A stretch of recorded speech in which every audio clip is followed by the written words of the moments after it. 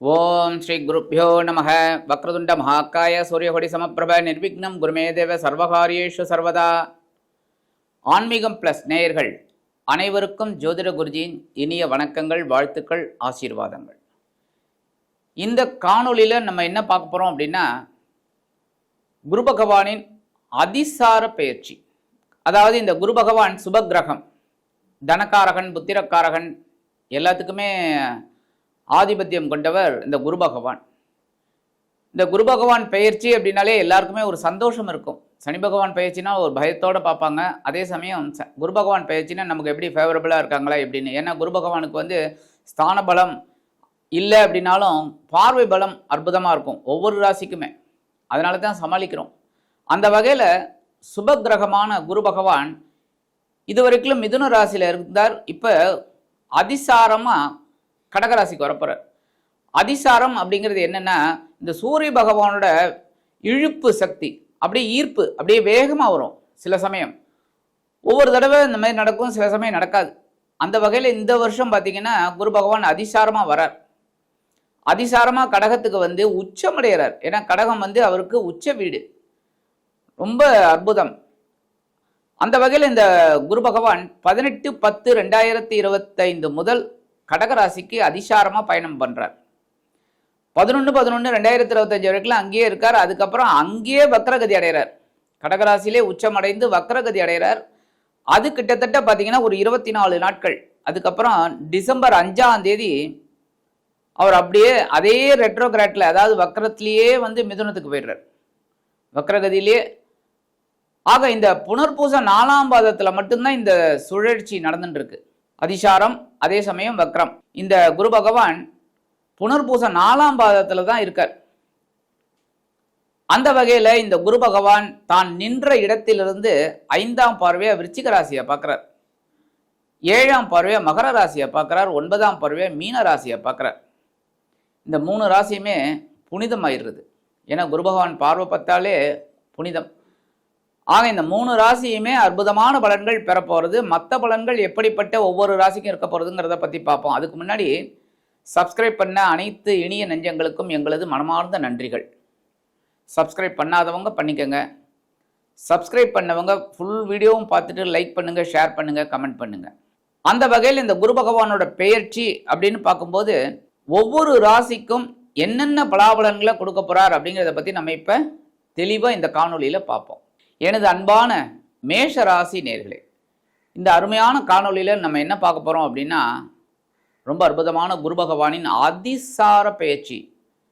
அதிசாரம் அப்படின்னாலே ரொம்ப சந்தோஷம். அதுவும் இந்த குரு பகவான் அதிசாரமாக கடகத்தில் உச்சமடைகிறார். உச்சமடைந்த ஒரு ராசியில் அவர் அற்புதமாக இருக்கிறது ரொம்ப விசேஷம். இந்த குரு பகவான் உங்களுக்கு யாருன்னு பார்த்தீங்கன்னா பாக்யாதிபதி, விரையாதிபதி.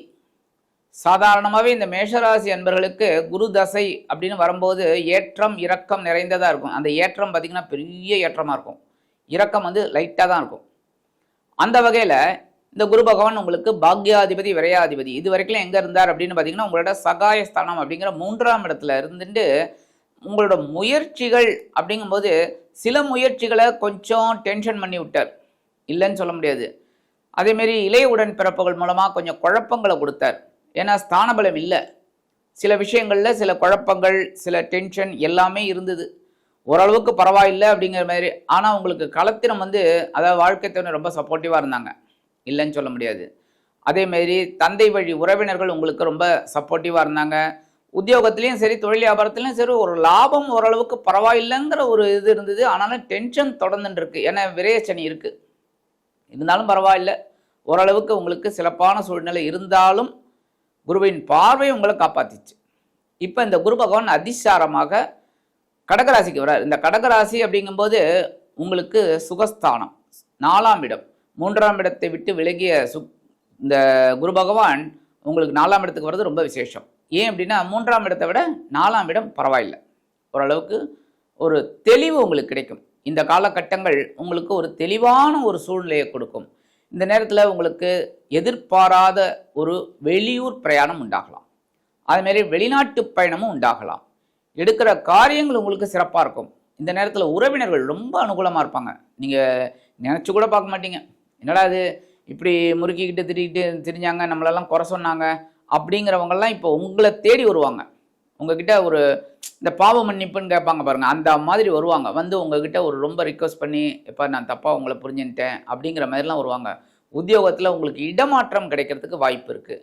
அடுத்தபடியாக தொழில் வியாபாரத்தில் கண்டிப்பாக ஏற்றம் மிகுந்த ஒரு வாய்ப்பு தான் உங்களுக்கு இருக்குமே தவிர, இந்த உத்தியோகம் தொழில் வியாபாரம் இதெல்லாம் வந்து என்னடா இது இந்த மாதிரிலாம் இருக்குது அப்படின்னு டென்ஷன் ஆனவங்களுக்கெல்லாம் ஒரு மிகப்பெரிய வரப்பிரசாதமாக இருக்கும் இந்த குரு பயிற்சி.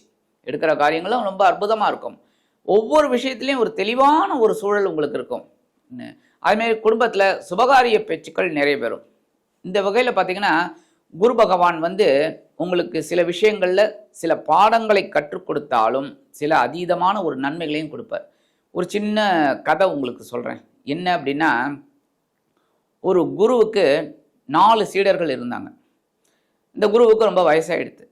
அதனால் இந்த குரு வந்து யாராவது நமக்கு சரியான ஒரு சிஷ்யனை அந்த குரு ஸ்தானத்தில் கொண்டு விட்டுறணும், அப்போ தான் நம்ம வந்து கொஞ்சம் ஓய்வெடுக்கலாம் அப்படின்னு முடிவெடுத்து ஒரு 4 பேரை செலக்ட் பண்ணுறார். செலக்ட் பண்ணி அந்த 4 பேரையும் கூப்பிட்றார். கூப்பிட்டோன்னே அந்த 4 பேரும் வந்து அவருக்கு வணக்கம் சொல்லிட்டு நின்றுட்டுருக்காங்க. என்ன குரு பண்ணணும் அப்படின்னு. ஒன்றும் இல்லைப்பா அப்படின்ட்டு ஆளுக்கு ஒரு மாம்பழத்தை கொடுக்குறாரு. அற்புதமான கனி. மாம்பழம்னோடனே உங்களுக்கு டக்குன்னு விநாயகர் ஞாபகம் தான் வரும். மாம்பழத்தை கொடுக்குறார். கொடுத்துட்டு இதை வந்து யாருக்கும் தெரியாமல் சாப்பிட்டு வந்துடுங்க அப்படிங்கிறார். அவ்வளவுதானே, இது என்ன பெரிய விஷயம் அப்படின்ட்டு முதலாக இருக்கிற சீடன் என்ன பண்ணுறான், நேராக போய் அவனோட ரூம் இருக்குது பாருங்கள், அங்கே போயிட்டு கதவெல்லாம் சாத்தின்ட்டு அதை சாப்பிட்றான். சாப்பிட்டுட்டு வந்து சொல்கிறான், இந்த மாதிரி நான் சாப்பிட்டுட்டேன் குருவே. எங்கே இப்போ சாப்பிட்டேன், என் ரூம்லேயே உட்காந்து சாப்பிட்டுட்டேன், கதவெல்லாம் முடின்ட்டேன், ஒரு காக்கா பார்க்கல, அவ்வளோதான், நான் அப்படிலாம் பார்த்துக்கங்களேன் அப்படின்னா. அப்படியப்போ ரொம்ப சந்தோஷம், போய் உட்கார். 2வது ஒருத்தவன் தான், அடையேன் ஏன் சாமி கேட்குறீங்க, நான் தேடுன்னு தேடி எங்கேயுமே அந்த இடம் கிடைக்காம கடைசியில் ஒரு கொல்லை பக்கமாக ஒரே ஒரு இடத்துல போய் அங்கே உட்காந்து மறைவாக உட்காந்து சாப்பிட்டு வந்தேன் அப்படிங்கிறான்.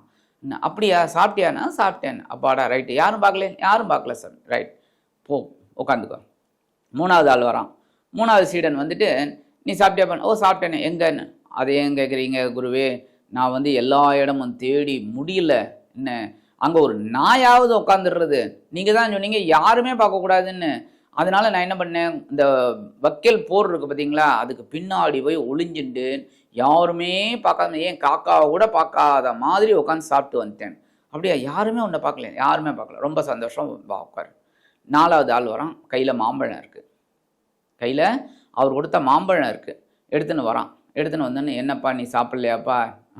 இவங்க எல்லாம் 3 பேரும் சாப்பிட்டுட்டாங்க, யாருக்கும் தெரியாமல், நீ என்னப்பா சாப்பிடாமல் வந்திருக்க அப்படின்னு. ஏன் நீ போகிற இடத்துலலாம் யாராவது இருந்தாங்களான்னு? அதெல்லாம் இல்லை சுவாமி, நான் எல்லா இடமும் போய் பார்த்துட்டேன், என்ன யாரோ என்னை கவனிக்கிற மாதிரியே இருக்குது, அதனால தான் பயந்து போய் நான் சாப்பிடல அப்படின்னு சொல்லிட்டு, குருவே ஒன்றே ஒன்று சொல்கிறேன், நம்ம என்னதான் பண்ணிட்டு இருக்கோம் அப்படின்னாலும் எல்லா வேலைகளையும் கவனிச்சுட்டு இருக்கிறவர் நமது இறைவன் கடவுள்.